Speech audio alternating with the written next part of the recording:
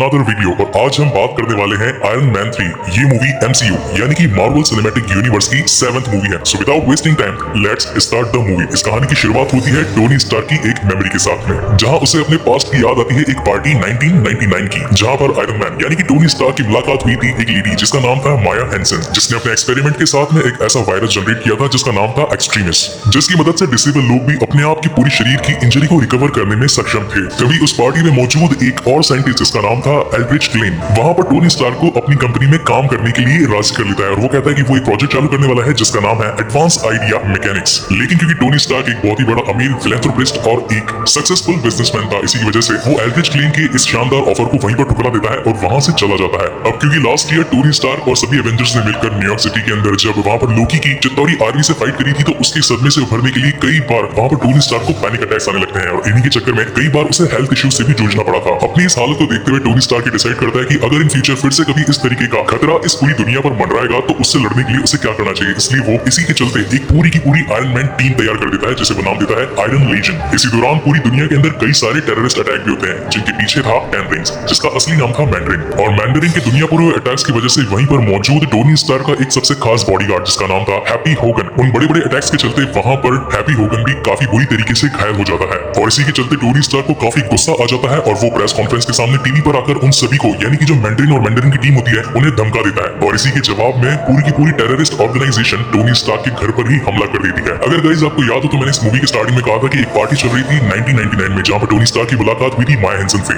यहीं पर इस धमाके से पहले माया हैंसन भी टोनी स्टार्क को आगाह करने आई थी कि टेन रिंग्स तुम्हारी फिराक में है और वो किसी वक्त भी तुम पर हमला कर सकता है। लेकिन जब हम देखते हैं कि वहां पर टेन रिंग्स का हमला हो ही जाता है, तब वहां पर आयरन मैन सूट माया हैंसन और साथी पेपर पोर्ट्स की जान बचाते हुए उन्हें वहां से एक सुरक्षित जगह पर पहुंचा देता है। लेकिन खुद की जान को बचाते हुए आयरन मैन वहां से भाग जाता है। एक्चुअली में उस टाइम में जार्विस की मदद से iron man suit auto pilot पर होता है, और वो सूट आयरन मैन को एक बहुत ही रूरल एरिया के अंदर पहुंचा देता है। वैसे जार्विस ने ये जगह खुद को डिसाइड नहीं करी थी, ये जार्विस ने लोकेशन एक्चुअली आयरन मैन की चलती हुई रिसर्च पर डिसाइड करी थी, क्योंकि थोड़े ही दिन पहले आयरन मैन मैंडरिन को पकड़ने के लिए उसके डेटाबेस को खोजने में लगा हुआ था, और इसी की वजह से जार्विस ने इस जगह को चूज किया था। हालांकि जैसे ही वो सूट वहां उस विलेज के अंदर पहुंचता है, उस टाइम तो वो सूट पूरी तरीके से हमें खराब और डैमेज हुआ दिखता है, लेकिन फिर भी आयरन मैन के सूट में अभी तक इतनी एनर्जी थी कि वो उसे कैलिफोर्निया में फिर से पहुंचा सके। लेकिन इसी बीच वहां पर पूरी दुनिया को ये लग रहा था कि उस टेररिस्ट अटैक के अंदर जो कि टोनी स्टार्क की बिल्डिंग पर हुआ था, उसके अंदर टोनी स्टार्क की जान जा चुकी है।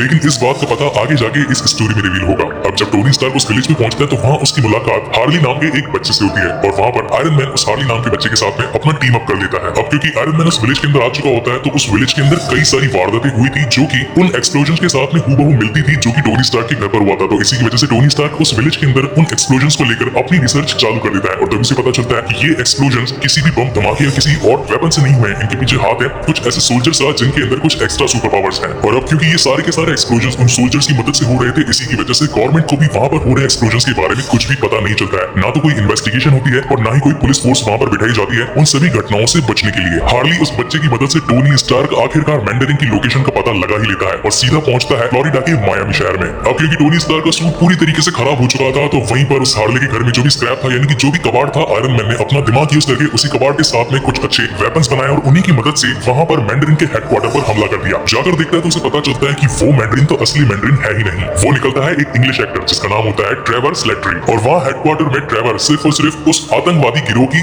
मदद करने के लिए सिर्फ और सिर्फ वीडियोस ही रिकॉर्ड कर टीवी और बड़े बड़े सोशल मीडिया प्लेटफॉर्म्स पर डाला करता था। अब यहाँ पर सीन शिफ्ट होता है और हमें दिखाया जाता है एल्ड्रिच क्लेन, जिसने की माया हैंसन के उसी एक्सट्रीमिस्ट को यूज करके अपने आप की डिसेबिलिटीज को कंप्लीटली खत्म कर दिया था। एल्ड्रिच अपनी चालाकी से वहां पर आयरन मैन को पकड़ ही लेता है, और जब वहां पर एल्ड्रिच आयरन मैन को पकड़कर अपनी एक खास जगह पर लेकर आता है, तो वहां पर वो रिवील करता है कि उसने उसकी गर्लफ्रेंड यानी कि पेपर पॉट्स को भी अपने कब्जे में ले लिया है। हालांकि जिस लोकेशन पर टोनी स्टार्क मौजूद था, वहां पर एल्ड्रिच ने पेपर पॉट्स को नहीं रखा था। एल्ड्रिच ने पेपर पॉट्स को अपनी एक दूसरी फैक्ट्री में रखा था, लेकिन वहां पर होलोग्राम ग्राफिक्स की मदद से टोनी स्टार्क को वो पेपर पॉट्स की इमेज शो करता है। एल्ड्रिच ने टोनी स्टार्क और पेपर पॉट्स को इसलिए क्या किया था ताकि वो एक्सट्रीमिस्ट को और भी ज्यादा एनहांस कर सके, उसको इतना ज्यादा बैलेंस बना सके कि वो उसकी पावर्स का पूरी तरीके से यूज कर सके। इसलिए वो टोनी स्टार्क की मदद चाहता था ताकि वो उसके इस काम में हेल्प कर सके। वेल, इन सब कामों के चलते जब हमें पता चलता है कि माया हैंसन भी अभी तक वहां पर एल्ड्रिच के साथ में काम कर रही थी, लेकिन जब टोनी स्टार्क के साथ में ये सौदा उसे मालूम चलता है तो एल्ड्रिच को ये बात माया हैंसन की पसंद नहीं आती, और वहीं पर एल्ड्रिच माया हैंसन को गोली मारकर वहीं उसकी हत्या कर देता है। एल्ड्रिच क्लेन एक बहुत ही शानदार और एक तेज दिमाग वाला साइंटिस्ट होता है, इसलिए वो काफी सारी टेक्नोलॉजी का यूज करता है ताकि वो यूएस गवर्नमेंट को अपनी लोकेशन से दूर रख सके, और वो ये इसलिए करता है ताकि किसी को भी इसका लोकेशन का पता ना चले और वो सीक्रेटली अपने सारे कामों को अंजाम दे पाए। उसी वक्त वहां पर सीन शिफ्ट होता है वॉर मशीन की तरफ, जो कि चलाता है जेम्स रोड। अब यहाँ पर इस कहानी में सबसे खास बात मैं आपको बताना चाहता हूँ। जब जेम्स रोड वहाँ पर टोनी स्टार्क का एक मार्क II सूट लेकर भागा था तब उसका नाम बनाया था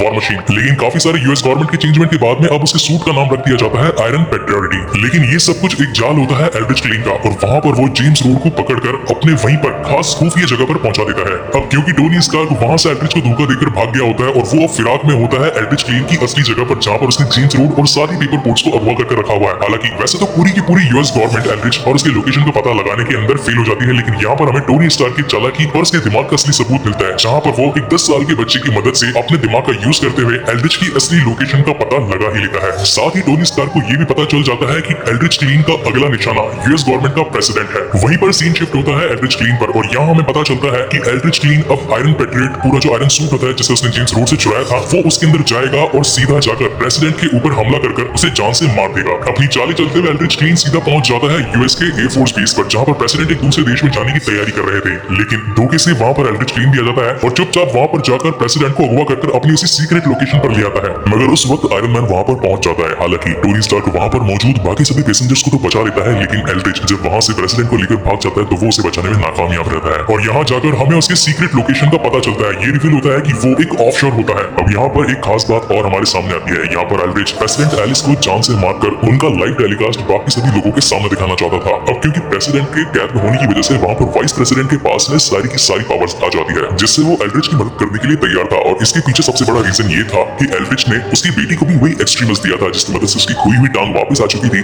वहीं पर सीन शिफ्ट होता है उसी ऑफशोर में, और वहाँ पर टोनी और जेम्स रोड मिलकर एक छोटा सा प्लान बनाते हैं। उस प्लान के तहत टोनी डिसाइड करता है कि वो जाएगा और पेपर पोर्ट्स को बचाएगा, और साथ ही वहाँ पर जेम्स रोड जाकर प्रेसिडेंट एलिस को बचाएगा। और तभी हमें वहाँ पर आयरन मैन और एल्ड्रिच के बीच में एक बहुत ही घमासान फाइट देखने को मिलती है। उस एल्ड्रिच का पूरा शरीर एक तरीके से लावा की तरह धधकने लगता है, और वहीं पर आयरन मैन अपनी दावों के साथ में उसे हराने की कोशिश करता है। लेकिन इसी बीच हम देखते हैं कि वहाँ पर जेम्स रोड प्रेसिडेंट एलिस को बचाने में कामयाब हो ही जाता है, और वो प्रेसिडेंट एलिस को वही आयरन सूट पहनाकर एक सुरक्षित जगह पर पहुंचा देता है। अब क्योंकि एल्ड्रिच ने आयरन मैन से अपना गुस्सा निकालने के लिए वो एक्सट्रीमिस्ट पेपर पोर्ट्स के अंदर भी डाल दिया था, तो उसके अंदर भी वही सारी लावा वाली पावर्स आ चुकी होती है। हालांकि टोनी स्टार्क वहाँ पर पेपर पोर्ट्स को बचाने की काफी कोशिश करता है, लेकिन वो वहाँ से नीचे गिर जाती है। अब क्योंकि उसके अंदर एक्सट्रीमिस्ट वाली फुल पावर होती है, तो वो उस आग को भी पूरी तरीके से सर्वाइव कर जाती है। वहीं दूसरी तरफ टोनी अपनी पूरी आयरन लीजन आर्मी के साथ में एल्ड्रिच से लड़ने की पूरी कोशिश करता है, और एक मोमेंट ऐसा आता है जब वो अपनी खुद के सूट को ही एल्ड्रिच के ऊपर पूरे तरीके से पहना देता है, और वहीं पर उस सूट को सेल्फ डिस्ट्रक्ट मोड में डालकर उसे ब्लास्ट कर देता है। लेकिन क्योंकि अब एल्ड्रिच के अंदर एक्सट्रीमिस्ट था, तो वो उस सूट के ब्लास्ट से भी बच जाता है। लेकिन तभी हम देखते हैं कि वहाँ पर पेपर पोर्ट्स की एंट्री हो जाती है, और क्योंकि उसके अंदर भी अब एक्सट्रीमिस्ट होता है, तो वो वहाँ पर अपनी शक्तियों के साथ में एल्ड्रिच को पूरी तरीके से खत्म कर देती है।